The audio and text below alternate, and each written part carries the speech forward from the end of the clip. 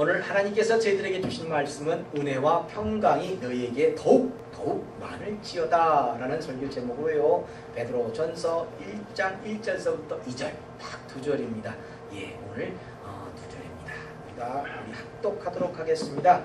제가 우리 같이 합독하는 겁니다. 시작하면 같이 있습니다. 자, 시작. 예수 그리스도의 사도 베드로는 본도, 갈라디아, 갑바도리아, 아시아와 비두니아에 흩어진 나그네 곧 하나님 아버지의 미리 하심을 따라 성령의 거룩하게 하심으로 순종함과 예수 그리스도의 피부림을 얻기 위하여 택하심을 입은 자들에게 편지하노니 은혜와 평강이 너희에게 더욱 많을지어다. 아멘. 야, 자, 우리 다 같이 반갑게 인사 나누도록 하겠습니다. 주님분들 보시고요. 주님의 이름으로 사랑합니다. 예수님의 이름으로 사랑합니다. 은혜와 평강이 더욱 넘치기를 바랍니다. 아멘. 일주일의 삶이 평안하셨습니까? 아멘. 예, 평안하시기 바랍니다. 평안은 마음이 평안하다는 건요, 성도가 가진 소망을 이루는 전제 조건입니다. 마음이 평안해야지만 뭐가 이루어진다는 얘기겠죠.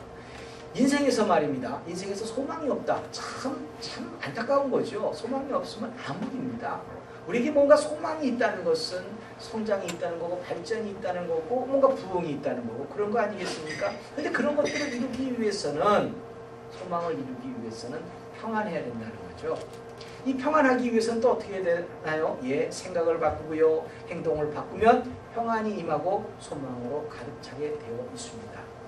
예레미야 29장 11절 말씀을 보시면 나 여호와가 말하노라. 자, 지금 하나님이 말씀하신데 뭐라고? 너희를 향한 나의 생각은, 하나님의 생각은 뭐냐? 예, 내가 안 하니 하나님 스스로가 하신대요. 재앙이 아니라 곧 평안이요. 너희 장래에 소망을 주려 하는 생각이라. 예, 우리들의 장래에 이 소망을 주시기 위해서 평안을 주신다는 거예요. 그렇죠? 하나님께서 가지신 우리를 향한 그 생각은 장래에 소망을 주시려고 한다는 겁니다. 근데 왜 굳이? 성도인데, 하나님을 믿는 사람들인데 왜 굳이 암흑 속에 있냐 하는 거죠. 왜 암흑 속에서 나올 생각을 하지 못하고 있냐는 거죠. 그 암흑 속에서 나올 수 있는 방법은, 소망을 가지는 방법은 우리 삶에서 변화가 있어야 된다는 거예요. 이어지는 말씀에 뭐라고 얘기하시냐면요, 12절에서 너희는 내게 부르짖으며 와서 내게 기도하면 내가 너희를 들을 것이요 라고 시작했습니다. 그렇죠. 자, 소망 주시겠다는 거예요. 평안을 주시겠다는 거예요. 그런데 어떻게 해야 된다? 네, 우리가 부르짖어야 된다는 거죠. 내게 와서 기도하면 내가 들을 것이라는 거예요. 이 말씀이 어디 있어요? 민수기 14장 28절에서 너희 말이 내 귀에 들리는 대로 응답하리니 행하리니 이렇게 말씀하시지 않습니까? 하나님이요, 하나님이 저희들의 기도를 들으시고 있다는데, 예, 그 듣고 계시다는, 하나님 우리가 무엇이든 간구하는 대로 지금 하나님 듣고 계시다는 그 믿음이 있을 때 새로운 소망이 생기는 건 당연하지요. 어려운 가운데서도 앞뒤를 분간할 수 없는 그야말로 칠흑 같은 밤이라 할지라도 뭔가 빛이 느껴지지 않습니까? 왜요? 하나님이 우리 말씀을, 우리가 기도하는 걸 들으신다는 거예요. 그렇죠? 그러면서 본문 13절, 이어지는 13절에서 이렇게 얘기를 해요. 너희가 진심으로 나를 찾으면 나를 만나리라. 아멘. 진심으로 나를 찾으라는 거죠. 자, 인생의 답은 여기에 있는 거예요. 인생의 답은. 그러나 이런 축복의 길을 아무리 제시해도 이게 지금 복받는 길입니다. 이것이 지금 우리 하나님이 주시는 그 소망을 이루는 길입니다. 라고 아무리 제시를 해도 듣고 바로 행하는 사람이 있는 반면에 듣고 그냥 바로 묻어버리는 사람이 있다는 거죠. 그래서 이것 때문에 예수님도 얼마나 안타까우시면 그 사람은 차라리 나지 아니하였다면 제게 좋을 뻔하였느니라 라고 말씀하세요. 예, 저는요, 이것이 사실 나쁜 말이긴 합니다만 저는 이 말씀이 제 인생의 좌우입니다. 최소한 예수님을 믿는다고 하면서 이런 말은 듣지 말아야 되지 않느냐. 내가 예수를 믿는다고 그러는데 차라리 너는 낫지 말았으면 좋겠다. 이런 소리는 듣지 말아야 되지 않겠냐는 거죠. 예, 그래서 우리들의 삶 가운데는 뭐예요? 예, 이런 소리 듣지 않기 위해서 말씀 가운데 살아내야 되는 거죠. 하나님이 말씀하세요. 나를 찾고 찾으면 나를 만나리라. 전심으로. 이 말씀이 여러분들 생각할 때 나를 찾고 찾는다. 아, 그럼 막 하나님께 막 부르짖고 하나님 나 여기 있잖아요. 하나님 이게 찾는 그 얘기 생각하세요? 예.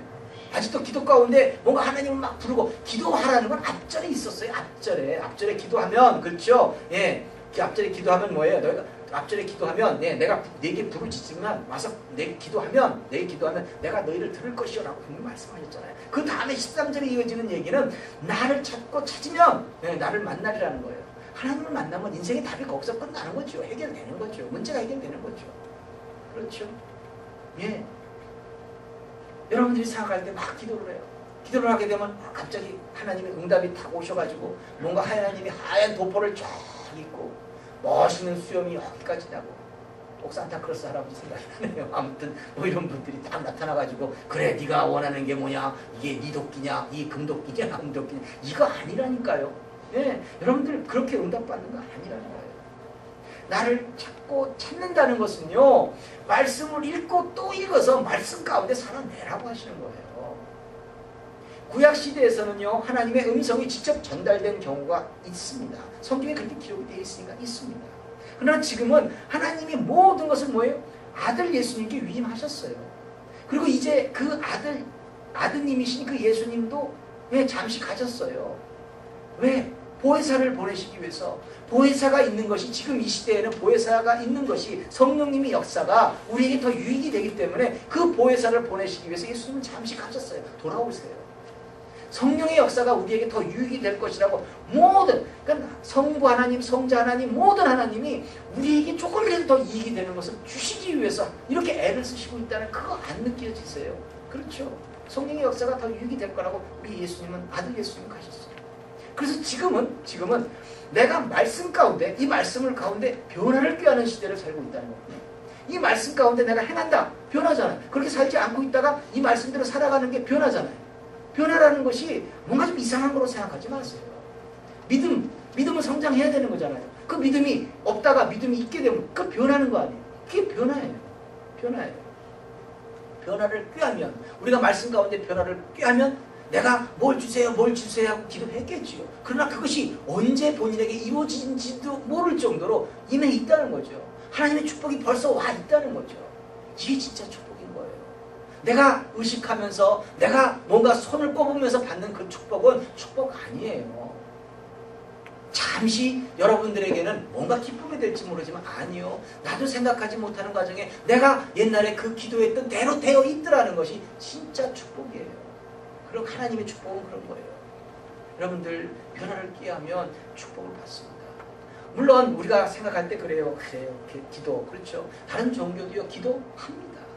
한국으로 말하면 뭐 저기 삼각산, 그렇죠? 북한산 쪽에 삼각산, 뭐 저 남쪽으로 내려가면 지리산, 뭔가 산에 효염이 있다는 곳이죠. 거기에 뭐 온갖 잡신들을 향해서 기도하는 거, 그런 사람들 많아요. 물론 그곳에 하나님을 향해서 기도하는 사람들도 있지만 온갖 잡신들을 향해서 기도하는 사람들 많다 이거죠. 이런 사람들과 우리가 예수님을 믿는 성도가 틀린 게 뭡니까? 뭐가 틀린 거예요? 아마 여러분들은 한결같이 딱 한마디로 그러실 거예요. 우리는 하나님께 기도하는 것이고 저들은 잡신한테 기도하는 것이니까 뭐 기도의 대상이 틀리다라고 말씀하시겠지요. 그것도 맞습니다. 그러나 정작 중요한 것은 성도에게 있어서 정작 중요한 것은 성도는 말씀 가운데 변화를 받았느냐 변화받지 못했느냐에 따라 하나님께도 이웃에게도 평가를 받는다는 거예요. 기도는 같아요. 하지만 우리는 뭐가 있어요? 말씀 가운데 행하느냐 안 하느냐, 이게 중요한 포인트가 된다는 거예요. 무슨 목사가 그래, 무슨 장로가 그래, 뭐 이런 말을 하기 전에 정작 자신부터 뭔가 변화를 갖지 못하고 있는지 한번 생각해 보셔야 된다는 거죠. 우리는요, 말씀 가운데 변화를 받는 가운데 말씀에서 약속하신 그 축복을 받는 거예요. 그게 성도의 믿음 생활이에요. 근데 이런 진리들을 왜 외면하는지 모르지만 진짜예요. 이런 것들을 외면하게 되면 나중에 이를 갈게 되는 그때가 오게 돼요. 그래서 말씀 가운데 여러분들이 변화를 받고 기도 가운데 하나님의 음성을 들어서 행하는 삶을 살아가야 된다는 거죠. 이렇게 말씀 가운데 행하는 축복이 여러분들의 삶 가운데 항상 충만하시기를요, 예수님 이름으로 축원합니다. 아멘. 자, 오늘부터는요 베드로전서를 강의합니다. 이 책은요, 베드로 사도가 글로 남긴 겁니다. 본문 1절에 보시면요, 이제 이 글을 읽어야 될 사람들에 대한 얘기가 나와요. 지역적으로는 뭐예요? 본도, 갈라디아, 갑바도니기아, 아시아와 비두니아에 흩어진 나그네. 여기서 포인트는 흩어진 나그네. 그렇죠? 이 흩어진 나그네 줄 중에서도 본문 2절에서 보시면 성령의 거룩하게 하심으로 순종함과 예수 그리스도의 피뿌림을 얻기 위하여 택하심을 입은 자들에게 편지를 한다고 하는 거예요.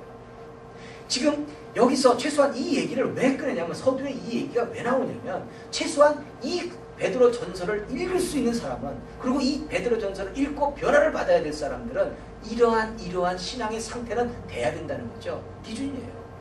그렇죠? 성령의 거룩하게 하심으로 순종함과 예수 그리스도의 핏뿌림을 얻기 위해서 택하심을 입은 자들. 예. 여기서 여러분들 베드로 본문 1절과 2절 이 사이에 우리는 주요 핵심 단어를 통해서 뭐를 해야 돼요? 베드로 사도가 무슨 얘기를 하려고 하는지 그 마음을 읽어내야 한다는 겁니다. 첫 번째는 흩어진 나그네. 예. 그리고 거룩함. 그리고 순종함. 그리고 핏뿌림. 택함을 받은 자, 이런 것들을 통해서 여러분들 스스로를 한번 조명해 보시기 바랍니다. 나의 신앙의 상태가, 내 믿음의 생활이 어떤 것인가 한번 생각해 보시기 바랍니다. 우선 지금 이 자리에서 예배드리고 있는 모든 분들은요, 이 땅에서 영원히 사실 것이라고 생각하십니까? 여러분들 죽지 않고 끝까지 사실 수 있어요? 그런 자신이 있어요? 그렇죠. 우리는요, 너나 나나 할 것 없이 빈손으로 왔다가 빈손으로 가야 합니다. 오래전 이야기입니다만 자신의 가족을 완전히 다 몰살해버린 그 김대두라는 사람들, 여러분들 뭐 기억하시는 분도 있겠지만 못하시는 분도 있을 거예요. 아무튼 가족들 몰살했는데 아무튼 귀신이 들렸는지 아무튼 순식간이에요. 도끼로 그냥 이마를 탁 까가지고 죽였어요. 요즘도 가끔 그런 엊그저께는 가스불을 켜가지고 자기 가족들, 그것도 왜 그러는가 했더니 뭐죠? 재산 때문에 그랬다고 하는데 참 안타까운 일이에요. 가족을 못 살려. 그리고 그것도요, 이게 귀신 장난 아니면 안 돼요. 조그만 앞마당이 있는데 그거를 실제 세구를 그냥 묻을 정도로 흙을 파내는데 3시간에 파내더라고요. 네. 도저히 인간의 생각으로, 인간의 능력으로 감당하지 못할 정도. 그게 김대두 사건이에요. 네. 그러고 난 다음에 또 생각나시는 분들 있나요? 옛날에 그 마카파, 1995년도 시절이죠. 마카파라는 그 말 때문에 참 많이 그 당시에 그 언론에 세상 사람들의 세간에 입이 오고 왔다 갔다 하고 뭐 서로 했지요. 네, 마카파, 김기환이라는 사람이죠. 이들 모두는요, 여러분들 지금은 완전히 형장의 이슬로 사라졌습니다. 없어요. 다 죽은 사람들이에요. 처음에는 자신들의 행동이 무엇인가 남자답고 사회 저항적인 무슨 투사 같은 사람이라고 생각해서 사람을 죽이고, 예, 사람을 씹어 먹는 등, 이 마카파 친구들은 아예 그냥 사람을 씹어 먹었으니까 이런 천인공노할 일을 하면서도요, 변화가 없었어요. 변화가 없다가 끈질긴 권유로 성령의 역사가 있어야 되겠지만요, 당연히 성령의 역사 때문에 그렇게 이루어진 것이겠지만 아무튼 끝내는 예수님을 영접합니다. 그리고 그들이 가는 순간 하는 말이 뭐예요? 여러분들 예수 잘 믿으세요 라고 하면서 형장의 이슬로 사라졌다는 겁니다. 이게 뭡니까? 결국 이제야, 네, 그들은 이 땅에서 영원히 살 수 없다는 것을 깨닫게 되었다는 거죠. 그전 그렇게 천인공노할 일을 저지를 때만 해도 영원히 살 수 있는 거죠. 왜? 내가 뭔가 지금 자기의 힘, 자기의 어떤 젊음, 뭔가 뭐 이런 모든 것이 다 포함돼가지고 자기가 하는 것이 다 법이라고 생각할 정도로 그렇게, 네, 아주 폐역한 삶을 모습인 거죠. 여러분들이 생각할 때 이들은요, 자신의 행동에 대해서 반성의 여지는커녕요, 오히려 가진 자들의 행패, 그 당시 사회의 지도층의 그 사람들에 대한 행패가 더 나쁘지 않냐? 자기들이 뭐가 잘못했느냐? 예, 그 사회 지도자들이라는 사람들이 더 남의 피부를 빨아먹고 남을 죽이고 있지 않느냐? 이렇게 얘기를 하면서, 이렇게 항변을 하면서 살았던 이들이 끝내는 자신들 때문에 죽게 된 그 영혼에게 사죄를 하고 그 가족들에게 진심 어린 용서를 구하고 갔다는 겁니다. 이게 뭐예요? 이들에게는 이제 여기서가, 예, 끝이 아니라는 믿음이 생겼기 때문에 용서를 구할 수 있었던 겁니다. 여기가 끝이라고 한다면 무슨 용서를 구해요? 그래, 그건 미안하다, 그러는지 모르지만 진심 어린 용서가 있었다는 얘기는 여기가 끝이 아니다라는 거죠. 그러니까 결국은 흩어진 나그네, 베드로 사도가 얘기하고 있는 이 흩어진 나그네라는 것은 결코 우리가 이 세상의 끝이 아니다, 여긴 잠시 지나치는 세상이다라는 것을 가지고 있는 성도들에게 말하는 거예요. 그렇죠? 여기서 끝이 아니라는 것이 여러분들 이 마카파 김기환이라는 사람에게는 어떤 것이었나요? 믿음이 생겼어요. 믿음이 생겼기 때문에 용서를 구한 거고, 그 결국 믿음은 뭐예요? 성장했다는 거죠. 믿음이 성장했다는 건 뭐예요? 변화를 가졌다는 겁니다. 우리가 가진 믿음만큼요 역사되는 것이 우리들의 인생이에요. 우리가 무슨 생각을 가지고 어떤 하나님을 향하여 어떤 믿음을 가지고 있느냐에 따라서 여러분들의 삶은 달라지는 거예요. 여러분들은, 즉 성도는 각각 주 안에서 내가 무엇을 어떻게 믿는가 하는 것을 통해서 병도 낫고요, 인생도 치유되고 승리하는 삶을 살아가는 거예요. 내가 하고자 하고 소원하는 것이 있으면 먼저 뭐부터요? 내가 지금 하고 싶은 게 있어요. 내가 지금 뭔가 소원하는 게 있어요. 그럼 뭐부터 해야 된다? 성도는 믿는 것부터 시작해야 된다는 거죠. 먼저 믿으시기 바랍니다. 그래서 저희에게 이 예수님이 자신의 그 제자들이 그래요. 제자들이 뭔가 좀 예수님 오시기 전에 뭔가 일을 좀 해보려고 귀신 들린 자들의 귀신을 쫓아보려고 하다가 되질 않아요. 그러다 보니까 예수님 오셔가지고 예수님, 왜 우리는 안 되는 거예요? 라고 묻게 되니까 예수님 말씀이 뭐라고 얘기하셨냐면 마태복음 17장 20절에서 가라사대 너희 믿음이 적은 연고니 진실로 너희에게 이르노니 너희가 만일 믿음이 한 겨자씨만큼만 있으면 이 산을 명하여 여기서 저기로 옮기라 하여도 옮길 것이요 또 너희가 못할 것이 없으리라. 마지막 말씀, 너희가 못할 것이 없으리라. 뭐 때문에? 내가 가진 믿음으로 한다는 거죠. 내가 가진 믿음으로 여러분들은 못할 것이 없는 거거든요. 믿음은 여러분들의 삶을 변화시키는 거예요. 인생을 역전시키는 거예요. 뭔가 소원하는 바를 이루는 길이 거기에 있다는 거죠. 그러나 그 믿음은 정체되어 있는 게 아니라 점점 성장하고 점점 변화가 되어야 된다는 거죠.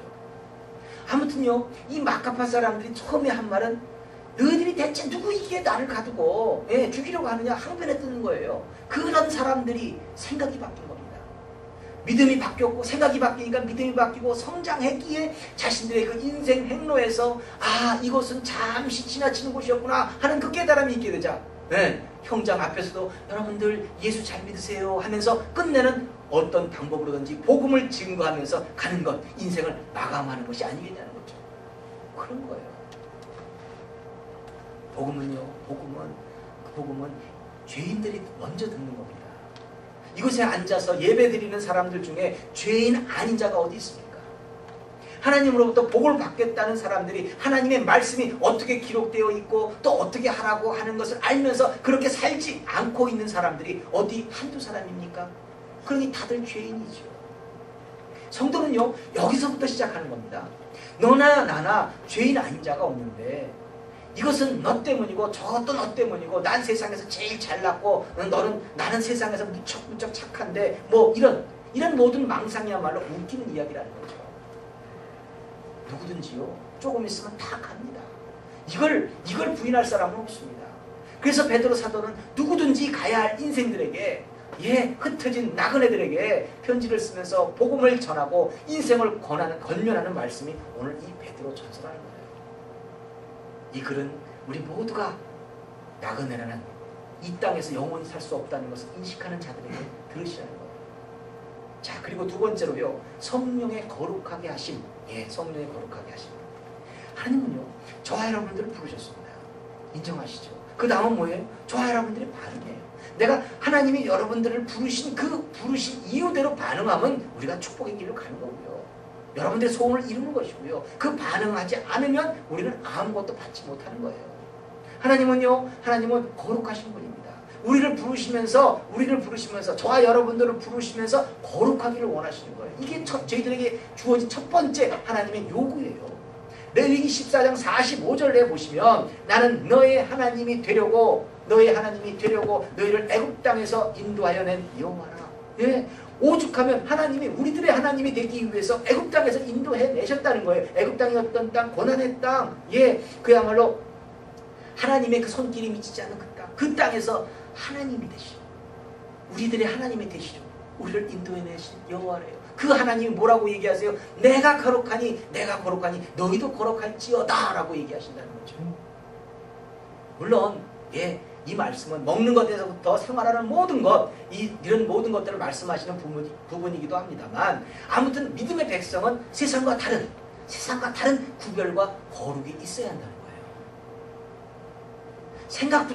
생각부터가 삶의 원점부터가 뭔가 틀린 거예요. 세상에 많은 사람들은 자신의 유익을 대로 판단을 하고 자신의 행동이 항상 뭐에 연결이 되어 있다? 내 유익에 연결이 되어 있어요. 하지만 믿는 성도는 그렇지 않아요.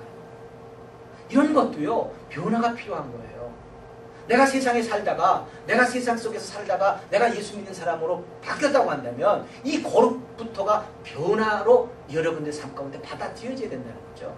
뭔가 구별된 삶의 모습으로 여러분들이 변해야 된다는 거죠. 예전에는요, 세상 사람들과 같이 내 감정에 의해서 뭐예요? 나오는 대로 욕도 하고 씹기도 하고 화도 내고 신경질도 내었다면, 이제 하나님의 백성은 그렇게 하지 말아야 하는 변화가 필요한 겁니다. 이것이 뭐예요? 구별이고 거룩이라는 거죠. 뭐가 다르다는 거예요. 제가 이 목사가 그렇잖아요. 저도 변했어요. 여러분들 생각해 보세요. 제가 화가 났다고 막 엑스하고 뭐 태양이 어쩌고 저쩌고 막 한다면 여러분들 제일 먼저 그럴 거예요. 뭐야? 그렇죠? 제일 먼저 여러분들 뭐야? 하실 거예요. 그렇게 말씀하실 분들이 여기 다 앉아 계세요. 이건 뭐냐면 서로가 서로의 변화를 인정해주고 있다는 거예요. 나도 성장하고 여러분도 성장해야 된다는 얘기예요. 그렇죠? 바로 그런 부분이에요. 그러면서 또다시 사랑이 섬김이 싹 트러나가는 거죠. 그런 거거든요. 예수님을 믿으면 첫째로 일어나는 성령의 역사는 거룩함으로의 전환입니다. 그게 변화입니다. 그런데 이것이 되지 않으니까 수십 년 교회에 다니면서 교회에 나와서도 변화가 없으니까 변화된 척 하려고 삽니다. 그러니까 누구예요? 예수님이 그렇게 싫어하시는 바리새인과 사두개인의 삶의 모습이 변화되지 않는 예수 믿는 사람이라는 거죠. 요즘으로 말하면. 다른 사람들이 변화되지 않았다고 투정하거나 신경질 낼 것이 아니라 본인부터 변화되면 되는 거예요. 그 사람 때문에 구원을 받지 못하는 것이 더 웃기는 거 아닙니까? 저 사람 이게 성경에 뭐죠? 저 사람이라고 그야말로 수근수근 되는 게 죄라고 나와 있잖아요. 근데 그 사람을 위해서 이렇게 수근수근 될 이유가 뭐 있어요? 내가 축복받아야지. 그 사람 때문에 구원받지 못하는 애가 너무나 웃기는 거 아니겠습니까? 아무튼요, 데살로니가 전서 4장 7절 말씀에 보시면 이런 말씀이 있어요. 하나님이 우리를 부르시면, 정확하게 얘기하고 우리를 부르셨죠. 하나님이 우리를 부르시면 부정케 하심이 아니라 뭐예요? 거룩케 하심이라. 지금 이 구약에 있는 말씀이 신약에 지금 데살로니가 전서 4장 7절의 말씀을 통해서 그대로 인용되고 있어요. 뭐하기 위해서? 거룩케 하게 하시라. 그래서 우리는 거룩함을 받아야 돼요. 우리는 뭔가 구별돼야 돼요. 세상에 믿는 사람, 세상 사람들과는 뭔가 달라야 돼요. 그래서 어떻게 하라? 로마서 6장 19절에서처럼 해라. 어떻게? 너희가 육신이 연약함으로 내가 사람이 예대로 말하노니, 자, 우리가 지금 육신이 연약해요. 결단하지만 제대로 하지도 못해요. 그러니까는 왔다 갔다 해요. 좌충우돌해요. 그렇게 육신이 연약하잖아요. 그걸 내가 하나님이 사람이 예대로 말하노니 전에 너희가 너희 지체를 부정과 불법에 들여 불법에 이른 것 같이 이제는 너희 지체를 의에게 드려 의에게 종으로 드려 거룩함에 이르라. 이렇게 얘기를 했습니다. 이런 거룩이 이루어지게 되면 이어지는 로마서 6장 22절 마지막 부분에서 뭐라고 되어 있냐면 이제는 너희가 죄에게서 해방되고 하나님께 종이 되어 거룩함에 이르는 열매를 얻었으니, 자, 이제 거룩함을 인정받았어요. 구별됨을 인정받았어요. 그러니까 마지막은 뭐다? 영생이라는 거죠. 내 삶의 모습이 이렇게 구별되고 거룩하고 바뀌었을 때 거기에 약속되는 그 축복이 있는 거예요. 변화를 받아야 변해야지 구원을 받지요. 믿음이 성정되어야지만 소원을 이루는 것이지요. 믿음이 성당되지 않는 상황에서 무엇을 이룰 거예요? 변해야지만 구원 받는다고 지금 성경 말씀을 통해서 정확하게 얘기하고 있잖아요. 전에는 부정과 불법을 들인 삶이었지만 그냥 전에는 부정과 불법이 뭐예요? 여러분들이 생각하는 가장 상식적인 나쁜 거예요. 뭐 거짓말도 하고 뭐 정직하지 못하고 뭐 모든 거 내 교만이 있고 모든 거 여러분들이 생각하는 죄된 모습이 다 부정과 불법에 들인 삶이었죠. 이제는 그 죄에서 해방되어서 그와 같이 거룩하도록 뭔가 예수님을 믿는 자로서 삶에서 뭔가 다른 것으로 살아내야지만, 그렇게 살지 않아야지만, 옛날에 거짓말했다면 지금은 거짓말하지 않고 살아야지만 거룩하다고 말할 수 있다는 거죠. 내 자랑이 막 나오려고 할 때 예, 겸손을 생각하고 하나님 말씀에 겸손하라고 했으니까 내가 내 욕심대로 뭔가 행하고자 할 때 내가 이게 더 유익이 되니까 나 이거 할 거야 막 하고자 할 때 하나님이 지금 보시고 있지 하면서 뭔가 이 바꾸어 갈 때 거룩한 것이라고 말할 수 있는 거예요. 그런 게 거룩한 거예요. 누구든지 죄에 앉을 수는 없죠. 거기서 낙마하기도 하고 실족하기도 해요. 하지만 항상 말씀을 통해서 내가 이렇게 살아가야지 하는 그 정신, 그 삶의 모습이 여러분들의 삶을 변화시키고 근데는 여러분들이 하나님이 그 제시한 모든 축복을 누리는 능력자가 되고 그야말로 난 하나님의 그 축복을 마음껏 부리는 그야말로 하나님의 그 놀라운 메신저가 될 수 있다는 거예요.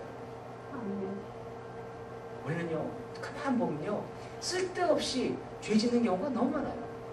이거는요 이유도 없어요. 아무 이유도 없이 쓸데없이 나를 세우므로 하루도 12번씩 죄를 지어요.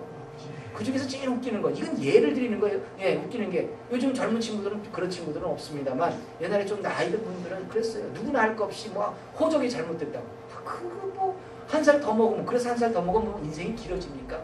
아무것도 아니야. 단지 뭐예요? 자기를 내세우려는 욕심 그거 하나예요. 그것이 여러분들 볼 때는 이거 좀 그렇잖아 웃자고 하는 얘기지. 아니요 그것도 죄예요. 거짓말이니까. 그게 어리광입니까? 아니에요.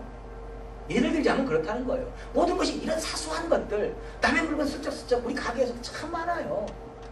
그게 그래서 뭔가 희열을 느끼는지는 모르겠지만 그게 대체 그건 거짓말 아닌가요? 훔친 거 아닌가요?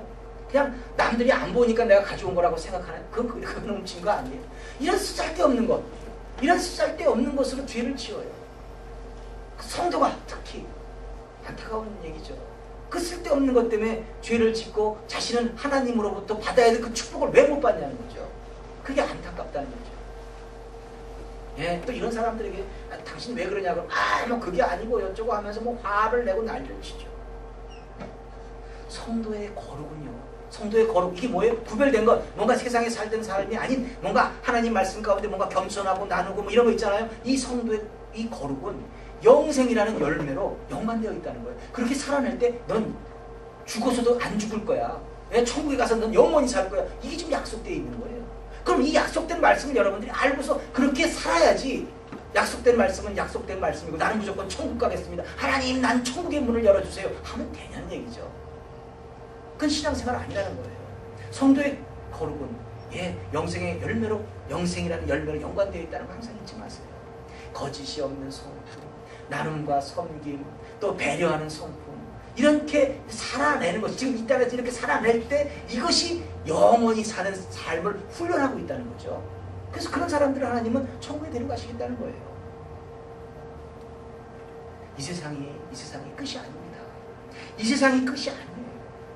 왜 이런 것이 받아들여지지 않는지 여러분들 한번 생각해 보세요. 받아지고 변해야지만 그래야지만 소망이 있게 되는 겁니다. 여러분들이 소망이 있어야만 여러분들 삶 가운데 그야말로 살겠다는 그 뭐가 좀 낙이도 있고 즐거움도 있고 행복도 있는 거 아닌가요? 자 그리고 이어서 말씀하시고 있는 이 베드로 사도가 말하고 있는 게 순종입니다. 순종. 여기서 순종함이라는 것은 따른다는 거예요. 자신이 받아들인 이 복음 자신이 받아들인 이 예수 믿겠다는 이 결단 이것이 예수를 믿겠다고 했으면 여러분들 생각할 때는 그냥 나 예수 믿어 하고 끝인가요? 아니죠. 이 복음의 말씀대로 성경 말씀대로 살아야겠다는 거 아니겠어요? 그렇게 살아내야 되는 거 아닌가요? 그래서 로마서 1장 5절 말씀 보시면 그로 말미암아 누구? 예수님으로 말미암아 우리가 은혜의 사도의 직분을 받아 그 이름을 위하여 모든 이방인 중에서 믿어 순종케 하나니 자 여기서 지금 사도로서 지금 복음을 증거하는 사람이에요. 근데 이방인 중에서 믿어 순종케 하나니 믿어 순종케 하나니 여기서 그는 예수님이라고 해요. 그 예수님을 믿어가지고 우리가 뭐예요? 순종한다는 거죠. 먼저 믿고 따른다는 것이 중요하다는 거예요. 내가 먼저 믿고 따르는 것이 중요하다는 거죠. 이것이 가장 기본적인 진리가 된다는 겁니다. 믿음이 곧 순종이라는 의미가 되는 거예요. 내가 믿었으면 그렇게 살라는 거예요. 그렇게 따라 살라는 거예요. 말씀대로 살아서 복음의 사명자로 살아서 지금의 삶에서 형통과 복을 얻고 또 다음 세상에서는 영생이라는 열매를 누려야 된다는 거죠. 그렇게 살라는 거죠. 이런 축복의 삶을 살겠다고 한다면 내가 이런 걸 소원하고 있다고 한다면 여러분들 제일 먼저 뭐 해야 돼요? 말씀에 순종해야 된다는 겁니다. 자면서 예를 들자면 이런 거예요. 여러분들이 신앙생활을 하면서 자 지금 하나님의 말씀에 여러 가지가 있어요. 자 그 중에서 여러분들 믿지 않는 사람이나 믿음의 사람들이나 제일 필요한 건 재물일 거예요. 물질일 거예요. 자 그럼 이 물질을 성경 말씀에 지금 어떻게 되어 있는지 여러분들 말씀을 읽어내야 된다는 거죠. 자 잠언서 8장 18절 말씀 보시면 부귀가 내게 있고 장구한 재물과 의도 그러하니라. 자 이 모든 것이 누구에게 있다? 누구에게 있어요 지금? 모든 것 부귀가 그 다음에 이 재물 의 다 누구한테 있습니까? 하나님께 있습니다.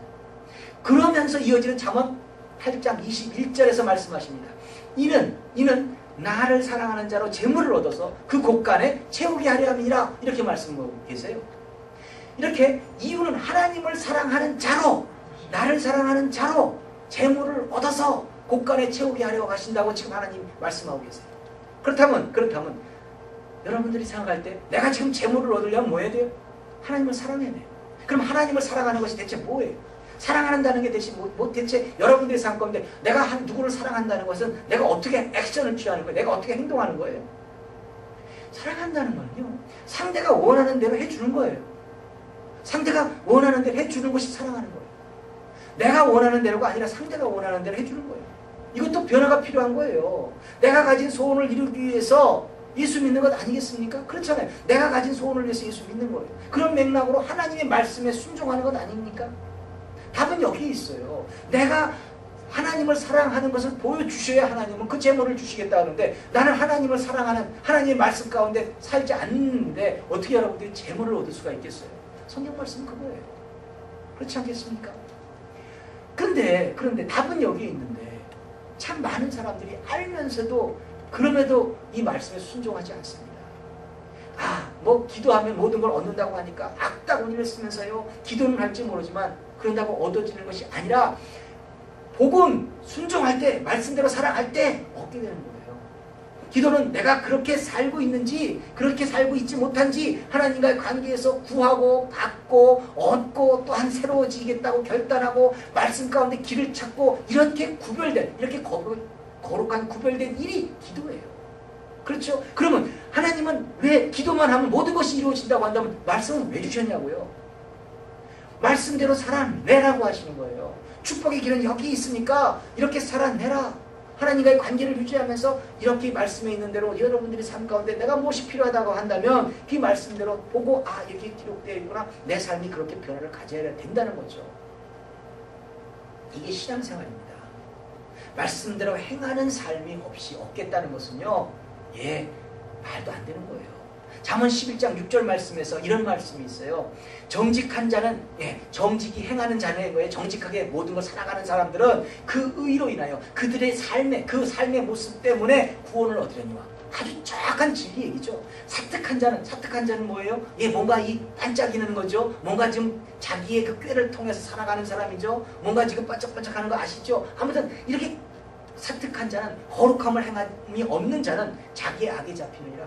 하나님이 덫을 넣었다는 것도 아니에요. 자기가 악을 저지르니까 그 악에 잡히는 자기의 악에 그냥 잡혀버린다는 거죠. 여기서 하나님이 뭐 어찌해서가 아니라 그냥 스스로 악에 잡혀서 더 큰 악을 토해 놓으니까 문제가 되는 거라는 거죠. 이것은 성경 말씀에도 나와 있는 예가 있잖아요. 예수님의 제자 가룟 유다. 이 사람이 생각할 때는 예수님 하면요 메시아인지 알았어요. 그렇지만 이 예수님이 지금 자기가 원하는 대로 안 움직여요. 여러분들이 신앙생활이 그런 건지도 한번 생각해 보시란 말이에요. 하나님을 믿는다고 그러면서 하나님이 여러분들의 뜻 가운데 안 움직여요. 그게 별가지 수단을 다 쓰는 거예요. 가룟 유다가 그랬어요. 예수님이 자기 뜻대로 안 움직여요. 뭔가 구세주로서 이 로마의 그 복중에서 그냥 뭔가 무찌를 수 있는 그 능력을 가진 그 파워를 가진 사람이라고 생각했어요. 그러다 보니까 도저히 자기가 생각할 때는 안 움직이니까 제사장한테 그냥 팔아요. 한번 움직여보라고. 그러나 예수님은 그런 걸로 온 거 아니잖아요. 그게 뭐죠? 이 지금 사특한 자, 자기 지혜 가운데 지금 올면 빠져버리잖아요. 결국 예수님이 오신 거는 전 인류의 구원을 위해서 오신 거지 로마를 폭정으로부터 유대인을 구원하시기 온 게 아니었잖아요. 그러니까 가룟 유다는 잘못 생각한 거예요. 그 잘못 생각하는 거 바람에 가룟 유다는 이게 아직 내가 아니구나 하고 나니까 어떻게 돼요? 그때는 방법이 없었던 거예요. 그러니까 그 죄 때문에 그 죄 때문에 다시 은 30 돌려주고 결국에서 목매고 뭐 사도행전의 얘기로 하면 창자가 다 빠지는 그런 벌을 받죠. 그러니까 자기 악에 그냥 빠지는 거예요. 자기 악에 빠진다는 게 그런 얘기인 거예요. 하나님은 어찌하여서 아니에요. 이런 걸 잘 생각해 보세요. 이런 것들을 잘 생각하셔야 여러분들의 신앙생활이 능력의 신앙생활이 되고 여러분들이 소원하는 바가 다 이루어지는 거죠. 요한복음 8장 32절에 이런 말씀이 있어요. 진리를 알지니 진리가 너희를 자유롭게 하리라. 이게 기가 막힌 얘기인 거죠. 간단한 얘기지만 여러분들 진리를 알고 진리를 따를 때, 순종할 때 여러분들은 자유로운 삶을 얻게 되는 거예요. 여기 성경 말씀에 뭐예요? 예, 따라 내 믿음이 너를 구원하였느니라 라고 기록되어 있잖아요. 그러면 따라 내 믿음이 너를 내가 변낫기를 원한다면 내가 거기 성경에 나오는 그 사람만큼의 그 믿음을 가져야 되겠다. 내가 그렇게 성장해야 되겠다. 내가 지금 이 모든 것은 하나님이 우리 예수님이 고쳐주신다는 그 믿음이 성장될 때 낫는다는 거예요. 여러분들이 소원하는 재물, 아까도 말씀드렸잖아요. 여러분들이 재물이 필요해요. 그렇다면 하나님의 말씀 가운데 살아내야죠. 하나님을 사랑하라고 했잖아요. 하나님을 사랑하는 게 뭐예요? 말씀대로 사는 거예요. 그걸 하지 않고서 하나님 나한테 복 주세요. 나 물질 이래가지고는 얘기가 안 된다는 거죠. 성경을, 이게 진리잖아요. 성경에 나와 있는 진리를 여러분들 그 진리대로 행할 때 우리는 자유를 얻게 된다. 이거 말씀 아닙니까? 우리가 자유를 얻게 된다는 얘기는 뭐예요? 소원이 이루어진다는 얘기죠. 진리를 벗어나서는요, 악의 연속이 됩니다. 그 악의 연결고리를 끊어내라고 지금 이러지도 저러지도 못하는 그 환경 속에서 가슴을 치고 있는지도 모른다는 거죠. 이걸 한번 생각해 보세요. 그리고 마지막으로 예수 그리스도의 피뿌림을 얻은 자, 이게 뭡니까? 회개를 말씀하고 있는 거예요. 지금까지는 어찌 살아왔든지 간에 참여함으로 다시 돌이키는 인생만이 구원을 얻는다는 거예요.